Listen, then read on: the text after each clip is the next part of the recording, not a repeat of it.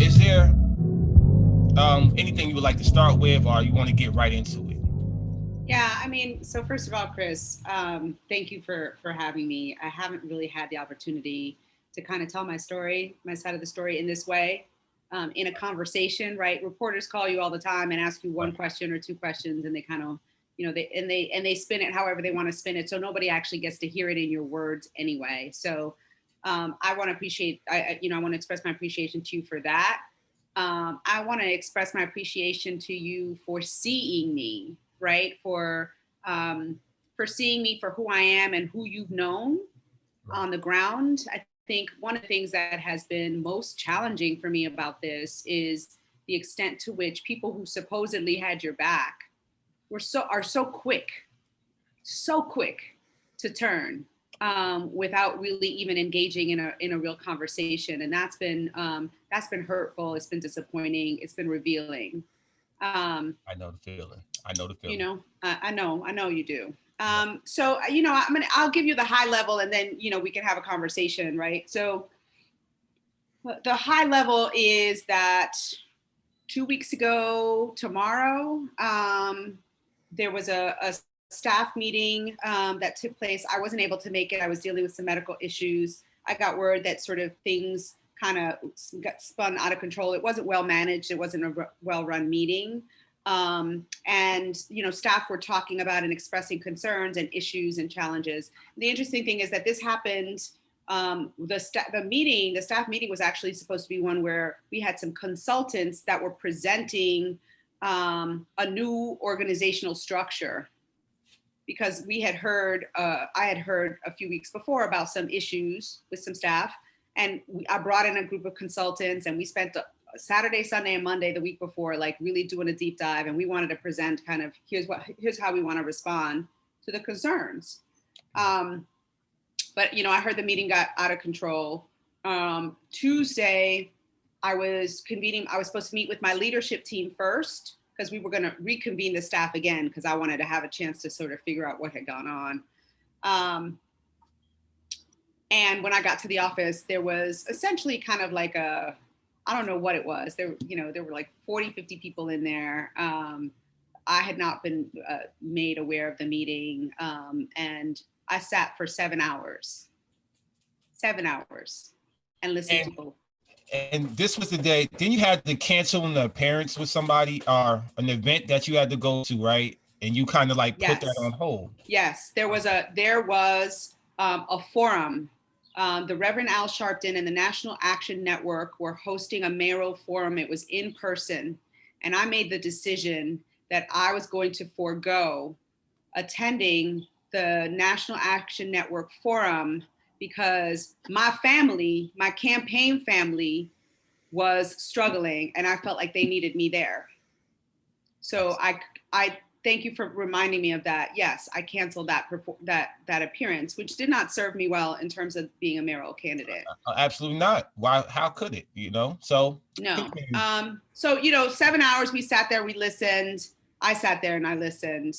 Um, I'm trying to. I want to make sure I tell the story in the order of that it happened, right? Because you get one thing wrong, and meanwhile there was a lot of things happening.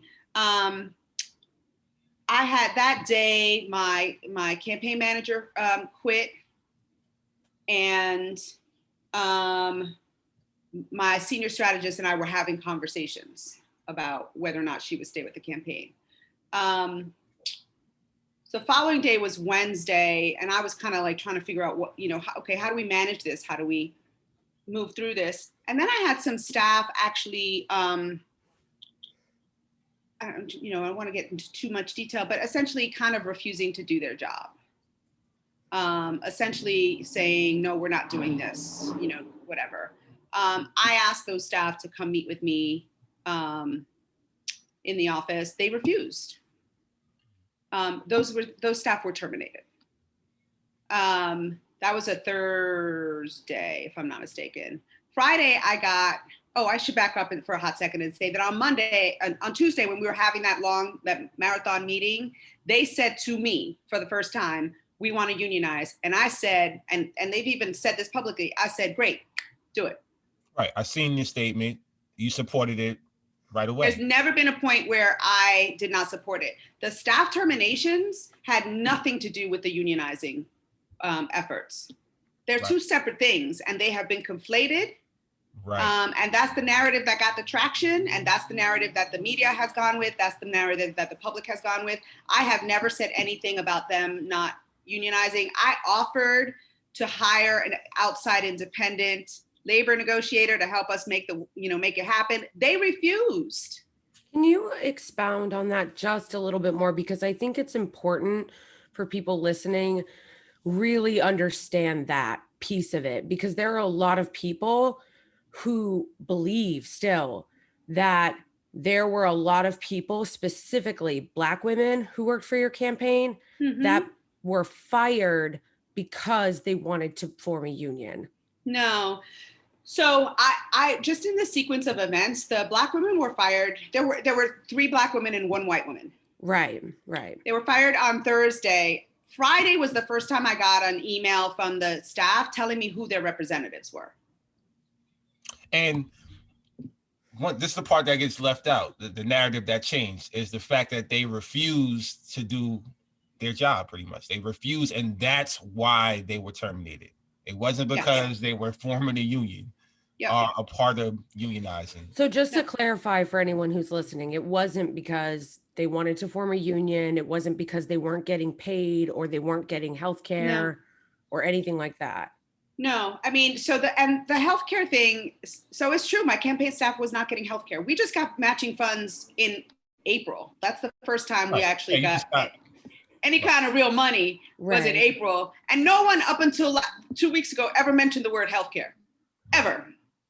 It wasn't even part of when they first told me that they wanted to unionize. They didn't say anything about healthcare then either. Okay, so it wasn't like this was like an ongoing conversation. You were just like ignoring them. Yeah. No. Okay. It was you were brought basically up. put in the hot seat at the moment. You were put in the hot seat, and yes, I was. But you know what? I was. But when as soon as they said it, I was like, oh sure. Like that was like, yeah, okay, do that. That has, I wasn't threatened by that. I wasn't bothered by that. It made a lot of, I will say the timing seemed weird, right? We got a couple weeks to go. You want to unionize now? Like to what end, right? Like, right. Unless we win the primary, we're done at the end of June. But, part of me is sort of like, great, we're going to win the primary and y'all can be unionized all the way to City Hall. Exactly. So, Friday that week was the first time I have an email that said, these are the representatives. And then Saturday, I sent them an email saying, hey, you know what? Why don't we get an outside facilitator to help with this process? Literally 24 hours later. And they were like, no, we want to sort of meet informally amongst ourselves. That hasn't worked. That hasn't been very effective. Oh yeah, I can tell, but it's just like, I'm just trying to process this. It